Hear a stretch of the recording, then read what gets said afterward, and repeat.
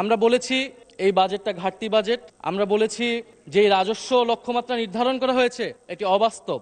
সরকার দলের পক্ষ থেকে তারা বলেছেন তারা স্বপ্নবিলাসী, তারা অসম্ভবকে সম্ভব করতে চায়। যেভাবে তারা নির্বাচনে জয়লাভ করেছেন একইভাবে তারা এই বাজেটকেও বাস্তবায়ন করতে চান তারা।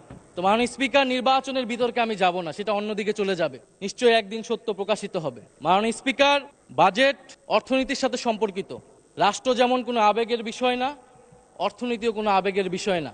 আমরা বললাম, আমরা চাইলাম, আমরা বাস্তবায়ন করে ফেলবো সবাই মিলে, আর আমরা করে ফেলবো, এটা সম্ভব নয়। একটি বাজেট বা অর্থনীতির পরিবর্তনের জন্য উৎপাদন, বন্টন, ভোগ, বিনিয়োগ সবকিছুর একটি সুষম পরিকল্পনা প্রয়োজন। সেই পরিকল্পনা আমরা এই বাজেট বক্তব্যে মাননীয় স্পিকার পাইনি।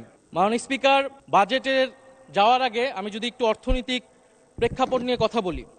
1971 সাল, বাংলাদেশের ছাত্র, তরুণ, কৃষক সবাই একটি জনযুদ্ধের মাধ্যমে এই ভূখণ্ডকে স্বাধীন করলো, লক্ষ্য সামাজিক ন্যায় বিচার প্রতিষ্ঠা করা। কিন্তু দুঃখের বিষয়, 1971 সালের পরে আমরা দেখলাম কলকারখানা সবকিছু জাতীয়করণ করে রক্ষী বাহিনীর হাতে তুলে দেওয়া হলো।